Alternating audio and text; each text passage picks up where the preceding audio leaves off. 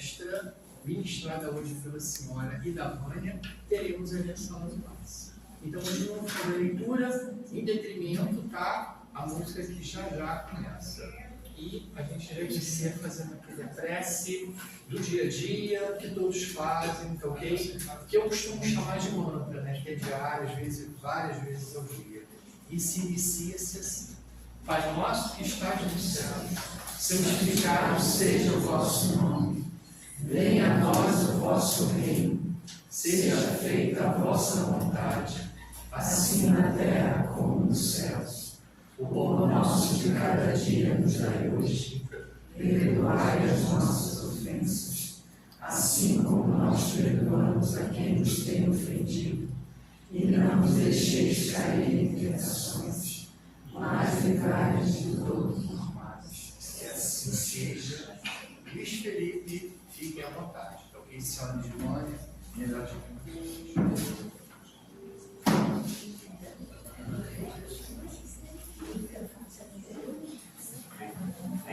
Boa noite. Boa noite.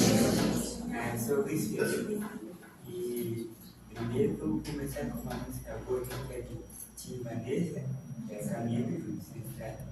Parece.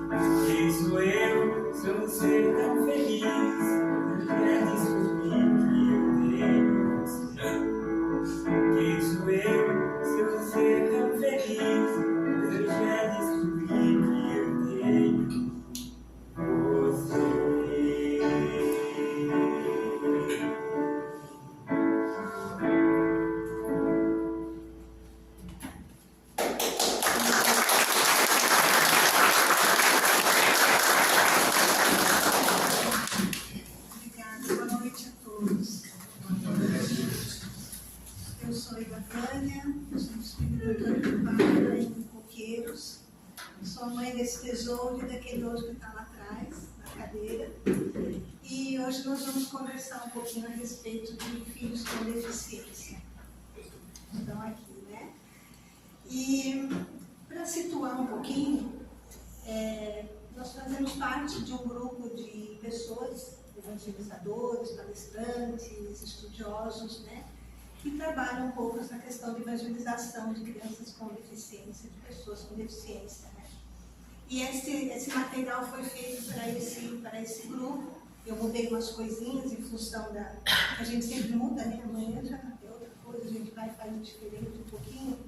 Mas é do Seminário de Evangelização Inclusiva, que é um projeto da Federação Espírita Brasileira, também aqui da Federação Espírita Catarinense, só que os grupos vão se juntando, vão se organizando para atender as necessidades das suas casas, né? Então, assim, para a gente começar, uma pergunta, assim, só quem se sentir à vontade para responder, aqueles que têm alguma pessoa com deficiência na família, levanta a mão. Olha só. Quem tem pessoas com Alzheimer na família, levanta a mão. Quem tem pessoas com AVC na família, que tiveram AVC. Pessoas que quebraram a perna uma vez na vida, o braço. Pessoas que usam óculos, uma lente bem boa. Tem a lente que está aqui implantada e tem mais uma aqui. Pessoas que estão perdendo a audição. Olha só, gente. Então, quando se fala em filhos com deficiência, estamos falando de todo mundo. Porque, de alguma forma, nós temos as nossas... aquilo que vai saindo do que é dito que deveria ser o comum, o certo para todo mundo, né? Então, nós nos colocamos nessa condição. Seres ainda com bastante dificuldades que precisamos, em alguns momentos, passar pela nossa própria necessidade de evolução espiritual, passar por uma prova um pouco mais difícil. Às vezes a gente usa um óculos pequenininho e às vezes a gente vem cego, né? Às vezes a gente tem um probleminha para escutar, tem que aumentar o volume, assim, às vezes a gente precisa usar a língua de sinais, porque a gente não consegue ouvir nada. Então, a deficiência faz parte da vida no plano evolutivo que nós estamos, no nosso mundo de provas e expiações ainda. Apesar de a gente já estar um bom caminho em direção ao mundo de regeneração, onde vai ter menos maldades, mas não está dizendo que não vai ter menos dificuldades, está dizendo que o homem vai ser um pouco menos mal do que é. Mas ainda teremos as nossas pendências para combater, para a gente corrigir. Então, vamos começar. A primeira pergunta está lá no livro dos Espíritos, na questão 132.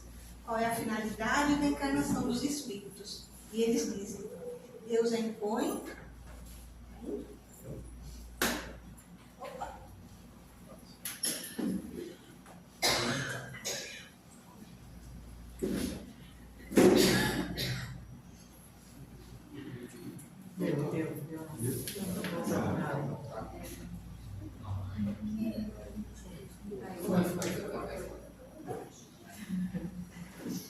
Deus a impõe a encarnação aos espíritos, né, a fim de levá-los à perfeição. Então, é um processo. Dentro desse processo, para a gente chegar na perfeição que nos é permitida, que nos é possível alcançar como espíritos, nós passamos por um período ali que temos que reencarnar. Também, para alguns de nós, é uma expiação, ou seja, expiação quando você tem um débito muito grande, você se desviou muito da lei, e aí fica muito mais difícil você retornar. Né? É como você pegar um caminho errado, bem atrapalhado, fugiu da BR, achando que aquele caminho estava certo, e aí você tem que voltar. Não dá, eu preciso voltar, porque a BR é o melhor caminho. E aí você volta, só que aí passando por todos os perrengues que você teve que passar para chegar naquele lugar. Para outros é missão. Né? Então, entre a expiação, que é aqueles que vêm muito compulsoriamente, que é a grande maioria de nós, e aqueles que vêm em missão, que são aqueles que têm um trabalho a ser feito, eles escolhem, eles não têm obrigação de estar aqui, né? Não precisam, mas eles vêm por amor, para nos ajudar. Existe uma gama muito grande de espíritos, de situações que os espíritos podem passar. E as doenças é a grande maioria delas. Nós vamos ver isso, principalmente, no capítulo 5 do Evangelho segundo o Espiritismo, que fala sobre as aflições. Então, nós vemos ali que as dificuldades são muitas. Algumas nós adquirimos nesta encarnação mesmo, e outras nós adquirimos anteriormente. Quando nós não achamos a causa aqui, com certeza a causa é anterior à nossa existência nesta vida presente. E quando nós nascemos, o primeiro lugar é a família. Nós nascemos de uma mãe. Então, tendo uma mãe e tendo um bebê, aquilo é um núcleo familiar. Pode ter o pai, pode ter outros irmãos, avós, e daí vai. Mas ele diz assim, que a família é o primeiro núcleo social do qual estamos inseridos. A foto que tem ali, a gente vê a mão de um homem, a mão de uma mulher e a mão de mais duas crianças, um bebezinho, né? Só aparece a mão. Por que eu escolhi essa foto? Justamente porque é uma construção, onde todo mundo pega junto nessa massa que é a família, nesta encarnação, para resolver e fazer o que precisa ser feito para que todos cresçam, que todos aprendam. Nela, na família, é que nós aprendemos a conquistar independência e individualidade, bem como exercitamos vínculos afetivos e sociais. É ali que a gente aprende a gostar das pessoas. Se você tem um bebê que depende de você, você é carinhoso, você é jeitoso, você se preocupa. E aquilo é um exercício para que você se preocupe com o seu vizinho, com um primo distante, com alguém que você não conhece. É ali que a gente exercita essas pequenas virtudes, que não são pequenas, elas são muito grandes. Mas é ali que você começa a desenvolver essas virtudes que todos nós temos dentro de cada um. Né? E é dentro da família que isso acontece. Porém, essa foto também é bem legal. Né? O lar é o santuário em que a bondade de Deus te situa. Dentro dele, nos fios da consanguinidade, recebes o teu primeiro mandato de cristão. E aí a gente coloca não apenas os vínculos de consanguinidade, a gente coloca também principalmente os vínculos afetivos. Quem de nós não tem um grande amigo, uma grande amiga, que às vezes é muito mais irmão do que o irmão consanguíneo que a gente tem, né? Às vezes a sogra é a mãe que a gente não tem. Às vezes o sogro, a nora ou o genro é aquele filho ou a filha que a gente não tem, que gostam e tratam a gente de um jeito muito melhor do que o próprio filho ou a filha, né? Ou o pai ou a mãe. Então, não são os laços só de consanguinidade, são os laços afetivos. E esses são muito importantes. Essa foto que eu coloquei aqui é de uma família que tem um problema lá com as máquinas, é Jackson, o nome deles, tem na Netflix. E eles são muito loucos, porque eles são perseguidos por máquinas em todos os lugares.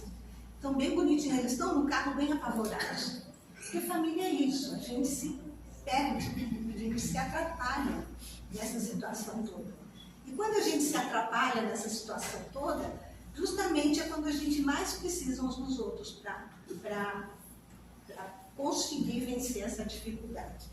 Lembrando aqui que os verdadeiros laços de família não são, portanto, os das consanguinidades, mas os de simpatia e comunhão de pensamentos, que unem os espíritos antes, durante e após as encarnações. Né? Aí nós temos um bebezinho vindo, seja pelos meios naturais, seja por adoção, seja por qualquer motivo. E nós achamos que vai ser uma belezura, né? Vai ser um mar de rosas, vai ser essa estrada florida aqui. Essa estrada aqui é a Serra da Graciosa. Graciosa, né, gente? É. Oi? Não está escutando? Ah, Rancho Queimado. Em Rancho Queimado. E é um lugar lindo, cheio de hortênsias, maravilhosos, assim. Você olha, meu Deus, eu queria passar nessa estrada todo dia. Como se as flores estivessem ali o ano inteiro. Mas tem uma hora que elas vão murchar, né? Tem hora que elas vão secar. No frio, com muita chuva, elas vão ficar feias. Mas a gente, na nossa ilusão, vai ser tudo lindo e maravilhoso. No entanto, a gente descobre, às vezes no nascimento e às vezes um pouquinho depois, que a nossa criança não veio para a gente. A nossa criança traz para nós uma montanha russa. É uma criança com uma deficiência que você percebe logo de cara, como síndrome de Down, uma criança que perde a visão na incubadora, né? Uma criança que nasce com algum defeito físico gritante, com paralisia cerebral, o autismo descoberto um pouco depois, outras deficiências descobertas na escola. Na escola, às vezes, eles descobrem alguma que eles chamam de anormalidade nas crianças, e aí a tua vida vira de cabeça para baixo, literalmente. É bem na montanha-russa, você vai indo, né? Aquele lindo, bonito, aí lá no céu. Chega lá e sempre faz assim, ó, gira, gira, gira, e tem gente que nunca mais quer saber daquilo. E outras pessoas gostam. Tem gente que nunca mais quer ter um filho com deficiência. Tem outras pessoas que falam, não, se vier, tudo bem. Conheço uma história recentemente que a mãe teve 3 crianças com autismo. 3. Gente, pensa, tudo de uma vez. Conheço outra que também tem 3 com autismo. No entanto, veio um, depois veio outro. 6 anos depois, ela resolveu, agora vou tentar uma menina. Veio a menina também. Então, a gente não sabe, mas elas vêm. E a nossa vida vira realmente de cabeça para baixo. Aí, no capítulo 5 ainda, que eu gosto muito para entender essa coisa das nossas doenças, das nossas deficiências, das nossas dificuldades, dos problemas que a gente tem, incluindo tudo no termo aflição. E Jesus fala para a gente, bem-aventurados os aflitos. Venha porque serão consolados. Não é assim? E ele diz, no Evangelho eles falam, as provações da vida fazem os espíritos adiantar-se enquanto bem suportáveis, enfrentar bem a montanha-russa. E aprendendo a lidar com a montanha-russa até você ir de novo se vomitar. Né? Mas não vai ficar tonto, porque você já se acostumou com aquele problema. Como expiações, elas apagam as faltas e as purificam. São o remédio que limpa as chagas e dor do doente. Então, esse processo todo visa a nossa cura espiritual. E é muito importante a gente ter, claro, essa situação de cura espiritual, porque a gente coloca, né, muitas vezes, a cura numa coisa externa. Tem que vir alguém que vai resolver a nossa aflição. É um médico que vai resolver a aflição. É um trabalho espírita, né, que vai resolver. É um milagre de uma outra igreja. É mudar de casa. É o governo que vai dar um salário melhor. É o dono do supermercado que vai cobrar menos das coisas. É alguém que vai fazer uma PR boa para a gente não ter que ficar, né, tanto tempo nela para chegar nos lugares. A solução vem de fora, quando na verdade a solução vem de dentro.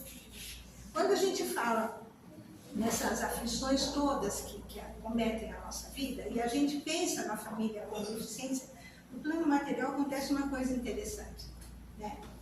Porque desestrutura, né? Desestrutura. Você recebeu uma criança ali que você tinha preparado uma coisa e vem totalmente diferente, inesperada. Então, no plano material, é o que mais pega pra gente? A gente pensa nisso, é o que mais pega. Primeiro, isso aqui estão elencadas essas situações, mas ela não tem o que é mais, o que é menos, o que é mais importante que vem. Mas uma delas, diminuição dos tempos livres de todo mundo. Porque a deficiência, ela está com a criança, mas afeta a mãe, afeta o pai, afeta a avó, afeta a tia, afeta o vizinho. Você tem que botar um papelzinho lá no prédio, né, onde você mora. Olha, se ouvir gritos, não assuste, meu filho é imperativo, ele sai correndo, joga a bola, cai as coisas, quebra tudo no lugar. Então não liga, tá? Só se eu gritar, você vai ver que ele sai do mundo. Né? Então você precisa fazer essas coisas. Então afeta todo mundo, afeta o lugar onde você mora, afeta as pessoas que compartilham a tua vida, afeta teu colega de trabalho, porque ele vai ter que trabalhar mais, porque você vai faltar no teu trabalho, você vai ter que ir mais a médico, você vai ter que ir mais à escola, você vai ter que levar na terapia, você vai ter que fazer uma série de coisas e sobrecarregar o teu colega. Então afeta uma infinidade de gente ao nosso redor. Altera a situação profissional. Isso é muito, no nosso caso é bem assim, nós trabalhávamos 8 horas cada um, eu e ele. E com os meninos tivemos que reduzir a carga de trabalho. Eu passei a trabalhar 4, porque a condição de funcionária pública permite isso. A classe trabalhadora não tem esse privilégio, né? E ele conseguiu reduzir para 6 horas o trabalho dele, de 8 para 6. Então você vê assim que tem um ajuste ali. Melhor. O que aconteceu? Sobrecarga financeira. O salário diminuiu, né? E as contas aumentaram, não é verdade? Médico, remédio, terapia, equipamento, por aí vai, todas as coisas. E também o sentimento de culpa e isolamento. Parece que alguma coisa a gente fez de errado. E há um isolamento muito grande, porque pode ter certeza, por experiência própria. Eu fiz um chá de bebê, um chá de fralda, quando os meus vieram. Na verdade, foi 2, porque em casa era tanta gente, né? Tinha uns amigos, a família, todo trabalhava na escola, todos os professores vieram, né? Aí a diretora da escola falou assim, olha, Gabriela, aproveita esse momento, porque daqui a 2, 3 anos você vai estar sozinho. Bom, não demorou 2, 3 anos, tá? Foi menos. 1 ano e pouco a gente já estava só nós dois na vida, né?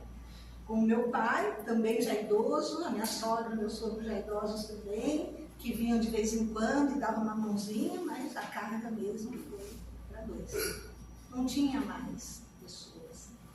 Não tinha, era uma ou outra que aparecia. Então a gente se sente meio abandonado, meio isolado, né? Isso é muito sério.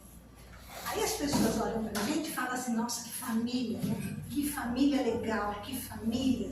Vocês olhando a questão, todos nós estamos todos juntos. Né? Porque optamos por fazer as palestras todos juntos. Isso é importante para eles e depois eu vou explicar por quê. E é importante para nós também. E eu acho que é importante para vocês. Faz bem, deve fazer bem para vocês também. Então eles olham e falam assim, olha, a gente chama de família atípica. Não só por questão de autismo, mas uma família que não é uma família normal. Você tem uma criança cega, você não é uma família normal, porque você tem que se ajustar àquela situação.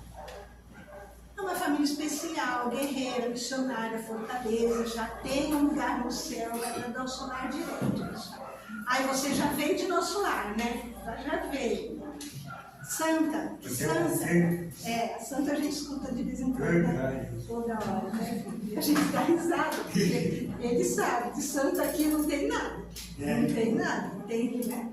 E sabe todas as respostas. A gente não sabe. Então, a expectativa de quem olha para uma família que tem deficientes é de que essa pessoa, por passar pela experiência, ela sabe o que está rolando. E não sabe. Ela sabe as respostas para tudo? Não sabe. Ela sabe como resolver, qual é o melhor remédio. Tem gente que liga para mim e fala assim, me dá o nome do neuro. Eu falo, meu Deus do céu, meu neuro se aposentou, e agora? O único que eu tinha era aquele. Mas um bom, isso que me dá, eu tenho que procurar. Eu vou perguntar para outras pessoas. Você conhece alguém que sabe, alguém de referência, que pode, de confiança, né? Para poder indicar. E aí você vê que a gente não sabe. Ah, então se um negócio é pergunta para a Wanda que ela sabe. Aí eu falo, ó, dá um tempo.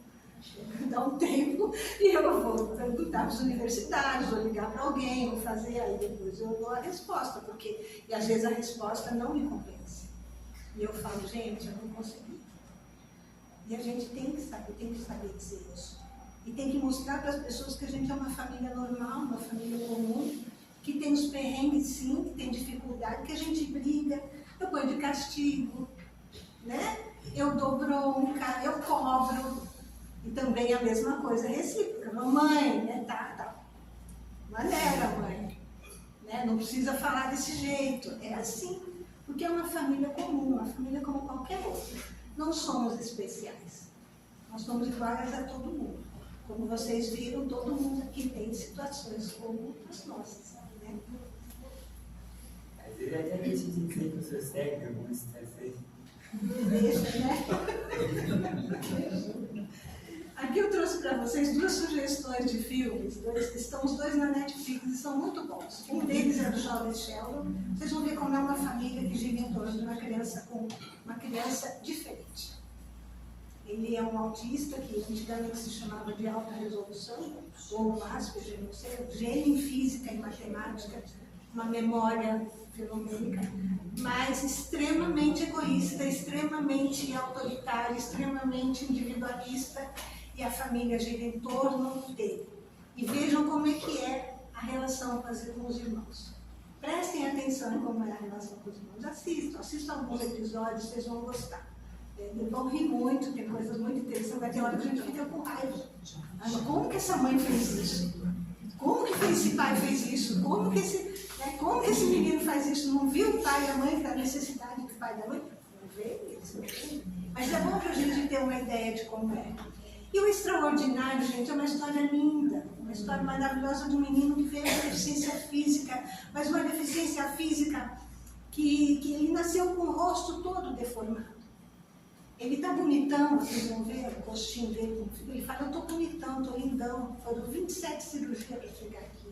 Pensa, 27 cirurgias para ter ouvido, para ter um buraco de nariz, para ter um olho no lugar. Como que era esse rostinho? O impacto disso para as pessoas, o impacto disso no grupo social que ele estava, o impacto na escola, né? E a dificuldade que a gente tem de lidar com isso. Então é bom para a gente ter um pouquinho, ver como é que são essas famílias, né? E essa é uma frase do meu marido que ele ouviu no parque, né? Qual que é o problema dessa criança, né? Vai passear no parque de coqueiros com eles, aí vê, claro, né? Qualquer lugar que vai os dois juntos, todo mundo já fica louco, né? O que é? Qual que é o problema dele? Ele fala, ele não tem problema não, ele é desse jeito, porque ele grita, que ele chora, que ele se morde, por fim da peça. O que ele tem? Né? Ele é maluco? Ele vem um monte de perguntas, né? Ele fala, não, ele é desse jeito. E a gente precisa entender as deficiências como a forma como o espírito veio nesta vida. Nesta vida, ele é deste jeito. Nesta vida, o seu cabelo é loiro. Nesta vida, você tem barba. Nesta vida, você é magrelo. Nesta vida, você é negro. Nesta vida, você é japonês. É a condição desta vida. É a condição que nós escolhemos, gente. Quando antes de nascer, e se não tivermos condições de nascer, de escolher, alguém que nos ama muito ajudou a fazer essa configuração reencarnatória para nós. Foi um ato de amor para a gente. Ele fala, poxa, mas ama trazendo a criança desse jeito, com síndrome de Down, lá do leporino, coitado. Isso não é amor, isso é... Deus não ama uma criatura dessa, claro que ama. O que Deus está olhando? Deus está olhando, gente, que é a cura da alma, não que é a cura do corpo. A cura do corpo é um processo. Ele quer que nós, a preocupação dele é o espírito. É esse que tem que chegar a ser perfeito. Qual é o corpo perfeito? O corpo humano perfeito? Quem já viu? Se alguém falar Gisele Bündchen, eu vou dizer que não, que o pé dela é medonho. Não tem um corpo perfeito. Aquele ideal, a gente vê lá na estátua, né? De Davi, de Apolo, que eles pintaram, os gregos, que você idealiza aquele corpo, mas não existe. Todos nós temos os nossos corpos diferentes uns dos outros. E não são melhores nem piores, são os corpos que a gente tem. O corpo que a gente precisa, o corpo que eu escolhi para vir nesta encarnação. Na outra, eu não sei. Não sei. Mas para o meu projeto reencarnatório, esta é a condição que eu tive para vir nesta vida, neste momento. Né? Aí vem uma pergunta. Na casa espírita, né? Como que nós ajudamos uma família com deficiência? Uma família, uma família ou uma criança, né? Quais são as demandas que essa criança precisa, que essa pessoa precisa? Se vem uma pessoa idosa aqui que está perdendo a audição, onde que a gente tem que colocar ela para sentar? Né? Uma pessoa que tem dificuldade de ver, está sentada lá atrás, você sabe que ela tem dificuldade de ver, você traz ela mais para frente para ela conseguir enxergar o slide. Não é assim? Uma pessoa que tem outras demandas, um cadeirante, né? Uma pessoa com que não enxerga, uma pessoa autista. Quais são as demandas? O que ela precisa? Uma mulher grávida já nos últimos meses. Onde que ela vai sentar? Qual é a melhor cadeira para você? Isso são olhares que você dá para esse grupo de pessoas. E esse olhar, gente, ele precisa ser muito, muito amoroso. Por isso a gente fala que o acolhimento é um ato revolucionário. Porque a forma como você acolhe as pessoas, não importa o tipo de pessoa que ela seja, a dificuldade que ela tenha, a deficiência que ela tenha, o acolhimento é o mais importante. Ela tem que se sentir fazendo parte, ela tem que se sentir pertencendo a esse lugar. Ela sabe que aqui ela é bem-vinda, ela sabe que aqui está... Nossa, é bom, é bom, é bom. Vocês já foram na casa da tia que não gosta da gente? Já foram? Entraram naquela sala onde as pessoas no trabalho? Lá eu não passo. Se eu passar lá, eu não sei, tenho certeza. Na hora que eu sair, eles vão fazer fofoca de mim. Vou falar da minha roupa, falar do meu sapato, do meu batom, da minha unha, do meu bigode, né? Tem lugares que a gente não se sente bem. A casa espírita tem que ser precisa ser acolhedora para os corpos aqui, para as pessoas encarnadas aqui. Essa é a primeira coisa, a parte mais importante, porque é a abertura, né? É a abertura.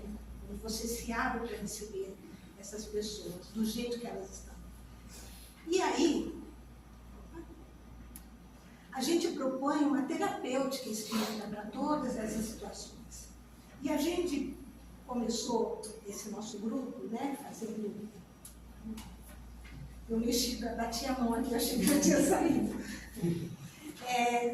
Dentro desse projeto, né, na perspectiva de inclusão, de incluir as pessoas, de elas fazerem parte. E é um grupo que trabalha muito com evangelização.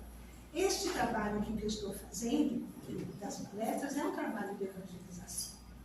O estudo que vocês fazem nas salinhas, nos grupos separados, o dia de estudo dos espíritos, dos médios, do de estudo das obras de André Luiz, não sei quais são os grupos que vocês têm.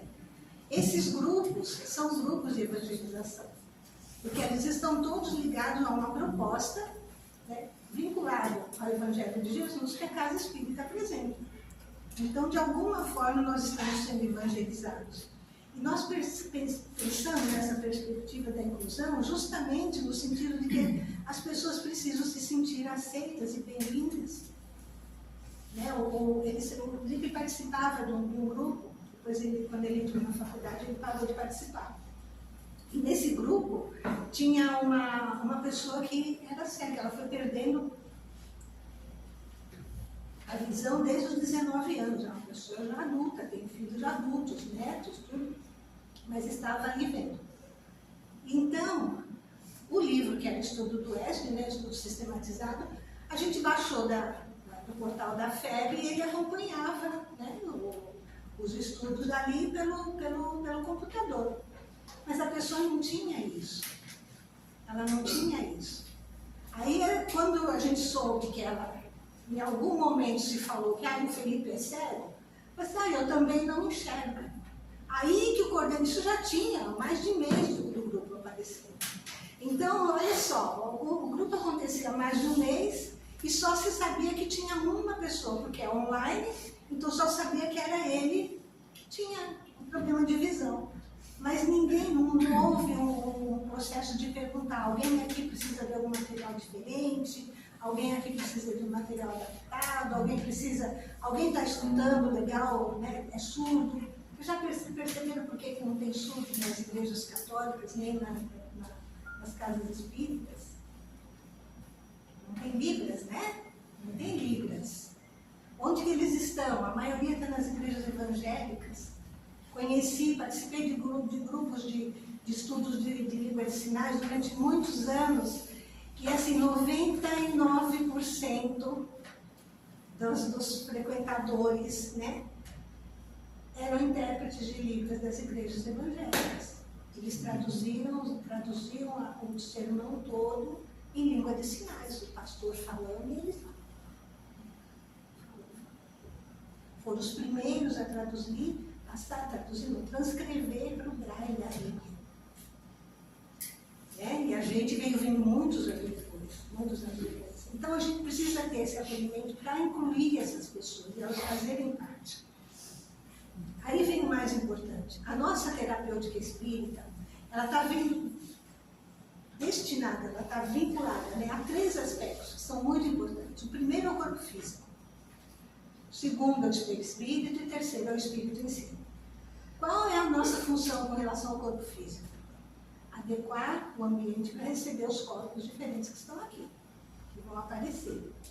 É um cadeirante, é uma pessoa grávida, uma pessoa com obesa, não importa.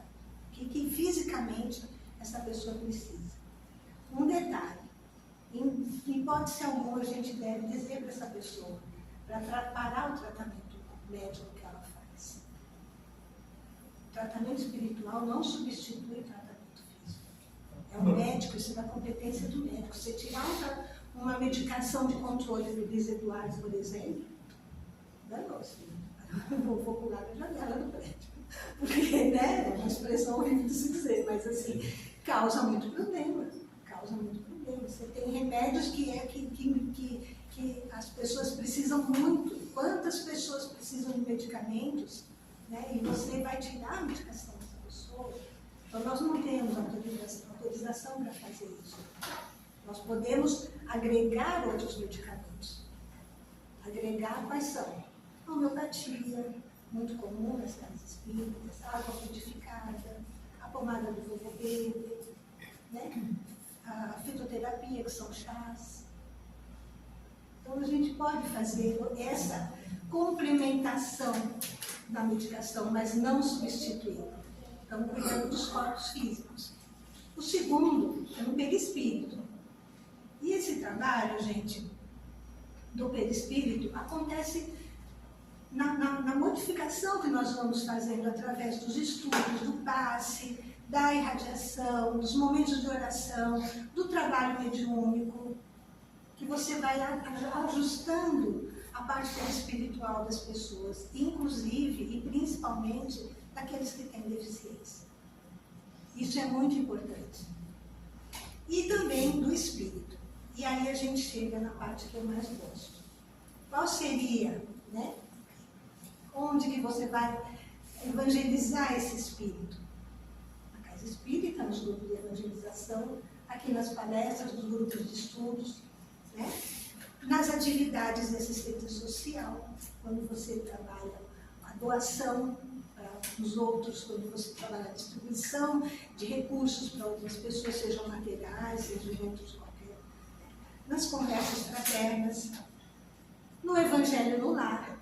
Muito importante o Evangelho no Lar, é fundamental, é uma terapêutica muito importante. Os grupos de oração, os grupos de irradiação, isso funcionou muito durante a pandemia. O nosso grupo começou durante a pandemia, era um grupo, e aí acabamos fazendo 2 grupos.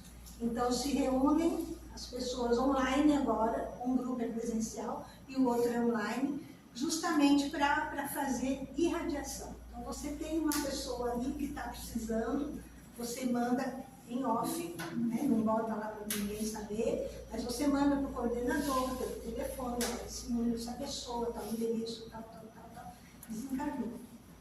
Essa pessoa está internada, essa pessoa diz, olha, o bebê vai nascer. E você vai fazendo o que a gente faz no nosso caderninho de oração que tinha e tem em muitas casas espíritas. Né?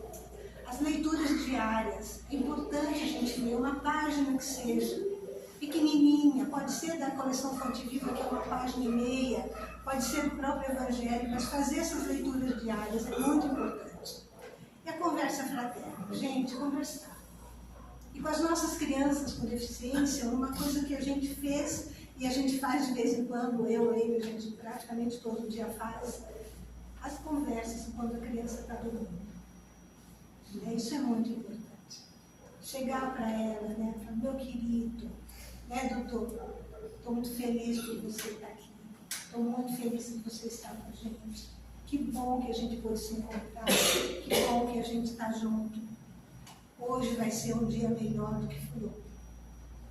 Hoje vai ser um dia bem legal, e se não for, a gente vai dar um jeito.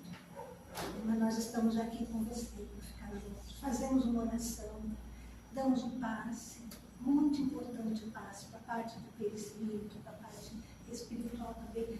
Muito importante você dar o passe. Tem pessoas na família, faz o passe à distância, não tem importância, faz a distância, tá? O que importa é o seu pensamento chegar nessa pessoa e transmitir o teu amor, o teu cuidado, o teu carinho para ela, né? E aí a coisa mais importante, gente, principalmente quando a gente tem pessoas com deficiências mais sérias no nosso lado, o que a gente chama de ambiência familiar. Essa ambiência familiar, quais são que tipo de pensamento circula na minha casa? Que tipo de vocabulário circula na minha casa? Que tipo de música circula na minha casa? Quais são os filmes que eu assisto na minha casa? Quais são as leituras? Que tipo de livro eu tenho? Qual é a conversa quando vem um grupo assim, um outro ali? Lá em casa é bem interessante, tem pessoas que o Dulce se altera de uma maneira assim, parece que a conversa está incomodando. Ou vou mudar o nome dessa prosa, porque aquilo não é que atrapalha, mas não traz um benefício para eles. Então essas crianças, e todos nós precisamos de um ambiente saudável espiritualmente. Principalmente em momentos de brigas políticas, em momentos de ouvir o noticiário na TV, em momentos de assistir o futebol, que parece que a gente se sente no direito de extravasar tudo que a gente tem, né? Nos momentos de assistir as novelas, que aí você fala, mas tinha que falar, porque se fosse eu. Então, tudo isso, nossa, mas então eu vou ter que ser uma vida celibatária? Assim, não. Mas cuidar. Nos momentos onde estamos com as crianças, com as pessoas com deficiência, com essas pessoas que têm mais necessidade, a gente precisa cuidar do nosso psiquismo e fazer a nossa higiene, buscar saúde mental, higiene mental a gente precisa. Não é um trabalho fácil, nós sabemos, né? Eu sou mais estourada, eu cuido mais, sou mais, né? Porque mãe é mãe, né? Você sabe que mãe vai e quando vê, já foi. E aí, mas isso é importante, a gente ter noção de onde está errando. E errar menos. E cada vez menos. Isso eles vão dizer, cada vez menos. Daqui um tempo, quem sabe? Na outra vida, não sei se nessa eu vou dar conta, mas na outra vida eu espero já viver melhorzinho. Né? Mas é importante a gente procurar essa ambiência espiritual saudável dentro do nosso lar. Que música eu boto quando eu estou no carro? O que eu estou assistindo na TV? O que eu estou incentivando meu filho a falar na escola, quando ele vai para a escola? O que eu estou mostrando para ele através das minhas atitudes, dos meus pensamentos, das minhas palavras? O que eu estou mostrando para ele? Isso é alimento, gente, é alimento espiritual. Essa ambiência é muito importante. E aí tem uma sugestão para vocês, né? É uma palestra do YouTube, do Arthur Valadares, chama Evangelho e Construção Familiar. Ele não fala em deficientes, mas fala em família e filhos, e é uma coisa muito boa. Então, quem tiver oportunidade, bota lá no YouTube, Evangelho e Construção Familiar, que eu sei que vocês vão gostar. Aí, os nossos irmãos e irmãs com deficiência são espíritos em experiência transitória e devem ser amados e direcionados pelas famílias e amigos para que possam conviver com as limitações atuais. Pensa, impostas nesta encarnação, é nesta vida, né? Para que tenham um bom proveito durante a sua estada aqui na Terra. E essa foto aqui está o Dudu e o Lipe, bebezinho, sentados lá na casa. Né? Então, desde pequenininho já mostravam as suas dificuldades e desde pequenininho estão juntos. Juntos, gente, de um jeito muito bom. Esse foi de onde eu tirei as palavras de hoje, são apenas algumas ideias. Quem quiser, procura no Evangelho, capítulo 5 é maravilhoso para a gente entender isso. É o capítulo mais extenso do Evangelho segundo o Espiritismo. Acho que de preces é mais extenso um pouquinho, né? Mas o Livro dos Espíritos tem várias situações, várias orientações para a gente a respeito do nosso processo reencarnatório. E eu trouxe para vocês verem, as minhas são edições antigas, né? Nossos filhos são espíritos, e Autismo, uma leitura espiritual, os dois do Hermínio de Miranda, que são, tipo assim, bíblias para pais de crianças tão especiais, tão extraordinárias, tão queridas, e para netos de vovós e vovôs com Alzheimer, com AVCs, e para todo mundo, porque todos nós somos, afinal de contas, espíritos em evolução. Muito obrigada, espero que tenham, que essa sementinha pequena possa ter entrado no coração e que a gente lembre sempre do grande amor que Jesus tem por cada um de nós. Ele foi a pessoa, o ser humano que mais incluiu. Nunca fez acepção de pessoa nenhuma.